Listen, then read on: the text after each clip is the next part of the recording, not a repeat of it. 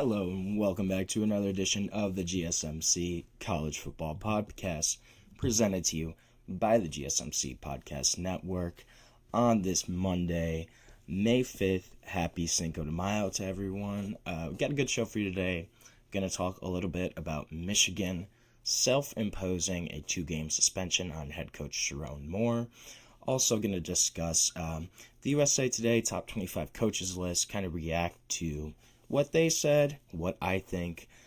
Also going to discuss some weekend commitments, some big-time pickups for some programs, as well as touch on Scott Frost going back to UCF. What does that kind of mean? What does that look like? We're going to talk about it. And then make sure you stick around for my last segment when I'm going to talk about, is Iowa State in some financial trouble? It kind of looks like they might be. But before I get into any of that, I just want to remind everyone that this show is all about you. We love hearing your comments, questions, insights, hot takes, whatever you got. We want to make this show as interactive, as exciting as possible. One easy way to ensure that you get on the air, your comment gets read, is to use a super chat feature.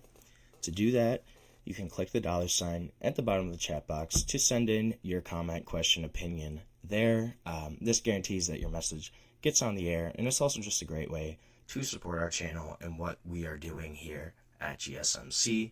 We can't do what we do without your ongoing support, and we are so grateful to have you all as a part of our community here. So the big news coming out of today is that Michigan has suspended head coach Sherrone Moore for 2 games this season. This is stemming from the Connor Stalions sign stealing scandal, I guess, during the 2023 season, where reportedly Coach Sherrone Moore, he was being investigated by the NCAA. He allegedly had deleted text messages that he had exchanged with Connor Stalions, who is the guy that was basically, at the entire center of this NCAA investigation of allegations of advanced scouting.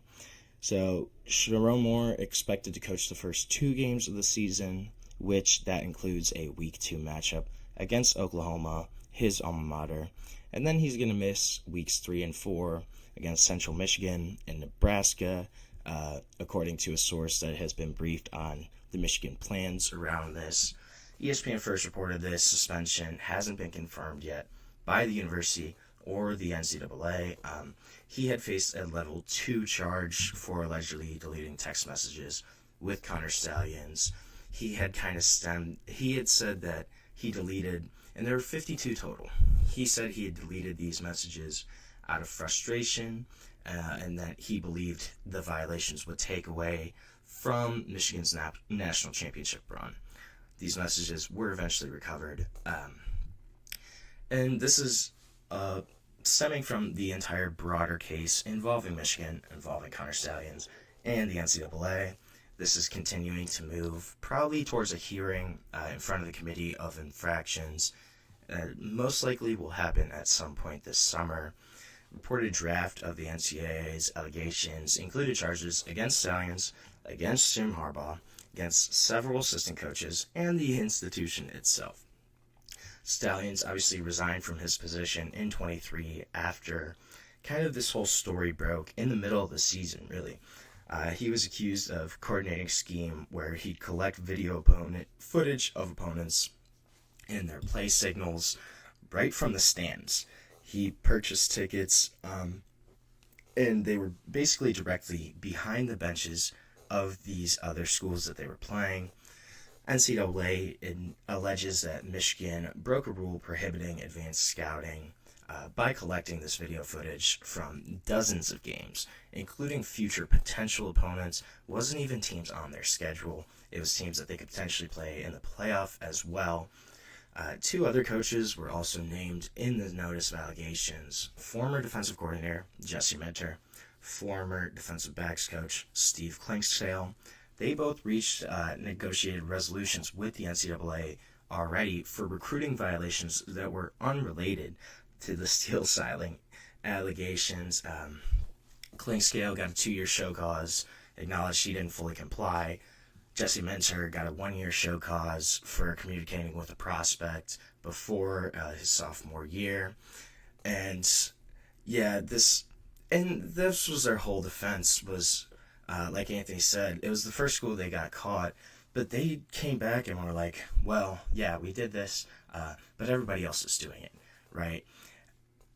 Yeah, I get that, but I don't know. I don't think that's the strongest defense, right? You are admitting that you did go against the grain, you did cheat. Like, they straight up came out and said that they broke the rules. Yeah, I'm sure other schools are doing it, but they didn't get caught, and they also didn't admit it. And then this team goes on and wins the national championship in this season. It's obviously going to taint what happened in 2023, which I shouldn't really take away from the fact that that was a great Michigan team. Just in terms of roster, in terms of the guys they had, you have J.J. McCarthy, Blake Corum, a really strong offensive line, a great defense with guys like Junior Colson, Mason Graham, Chris Jenkins. This was a really strong Michigan team.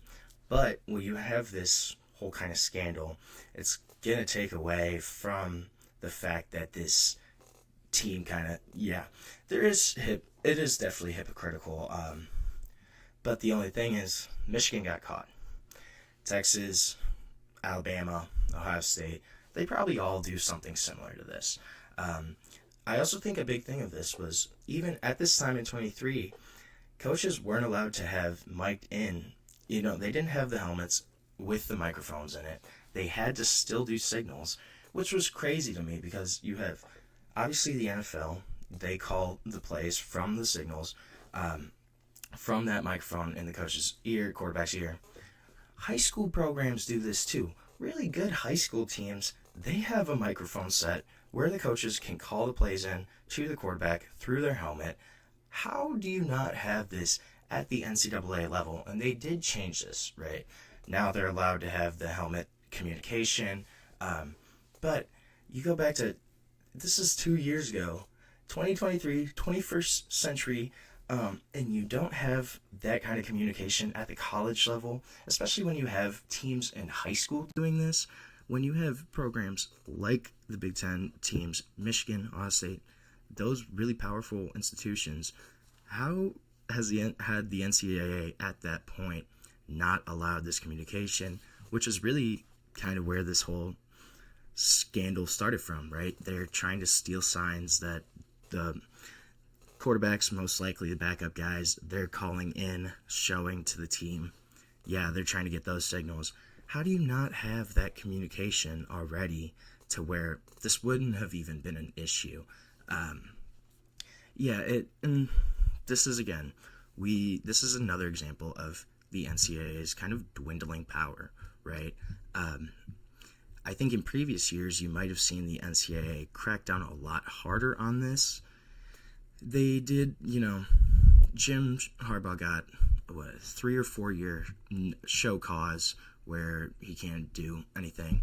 I think the other thing here with the whole story about Michigan is Michigan, during COVID, they were already given 3 years of probation from another NCAA investigation, which was into the school's illicit football recruiting activities. That was all about recruiting violations. They already got 3 years of probation from that during that COVID dead period. So when you put that and combine this with this other scandal, it was just really surprising to me that Michigan kind of got a slap on the wrist, right? If you're looking at what happened and just how the entire season kind of played out, they still went to the national championship. They had pretty much admitted halfway through the season that they're like, yeah, we did do this. But the NCAA didn't do anything about it. They didn't stop them. I'm sure the lawsuits that have happened have had an impact on this. You look at O'Bannon, obviously the House settlement. The NCAA's power is certainly dwindling. It has for the past decade at least. I'd say a couple decades. When you look at, right, SMU in 87 gets the death penalty, basically kills that football program for 30, 40 years. And now you fast forward to kind of Tennessee in the last 2 years, they had over 100 plus recruiting violations under Jeremy Pruitt. And again, they kind of got a slap on the wrist too. Michigan, they have this scandal. They have the other recruiting violation scandal. They kind of get a slap on the wrist. I think part of that is true. The NCAA, their power has kind of been really just cut off. They can't enforce decisions as much. I think that they're probably afraid that if they do come down really hard on a program, on a university, there's going to be backlash. There will be additional lawsuits. There's going to be something that could potentially come back on them and affect them even more negatively. So yeah, I think there's a certain aspect where the NCAA probably doesn't want to touch them yet. And I think more of the past 10, 15 years where you look at programs really aren't getting anything as much penalties. I remember like Ohio State in the Tressel era, 07, 08, they got 2 or 3 years probation from the postseason for players signing autographs. Obviously, that would never happen now in today's era of NIL. I think just the entire kind of NIL landscape has changed to where these guys are basically professional athletes, and the NCAA is still trying to figure out how to kind of deal with that. They can't really do a lot to enforce these sanctions, penalties.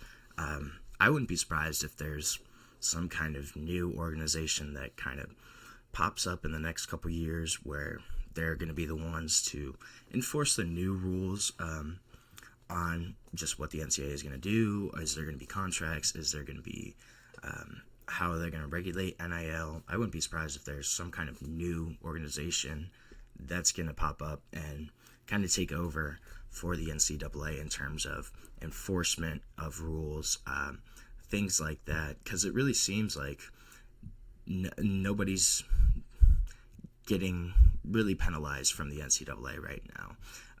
Obviously, this investigation is still underway. We're probably going to have a hearing here in the summer of what actually the final penalties for Michigan will be.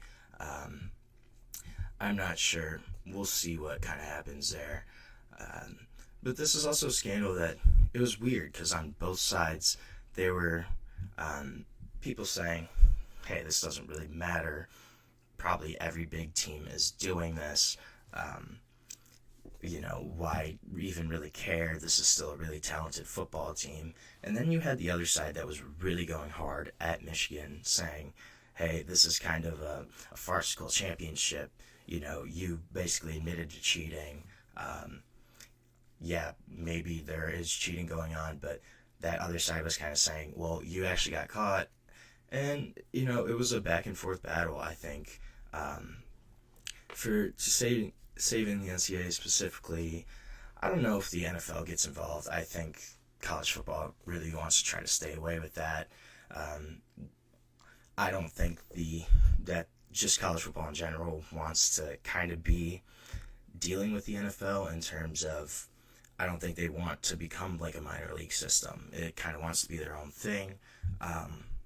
We'll see, though. That certainly could be an option.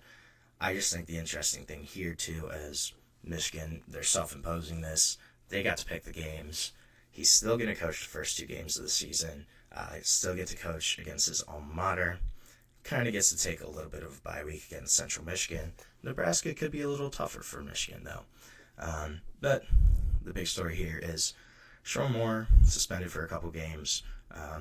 We'll see if it affects Michigan at all. I kind of doubt it will, but you never know. So we're going to take our first break of the show right now. When we come back, I'm going to talk a little bit about some of the commitments that have happened over this past weekend in both the transfer portal and in the world of high school recruiting, talk about those kind of impacts. But we will be back on the GSMC College Football Podcast.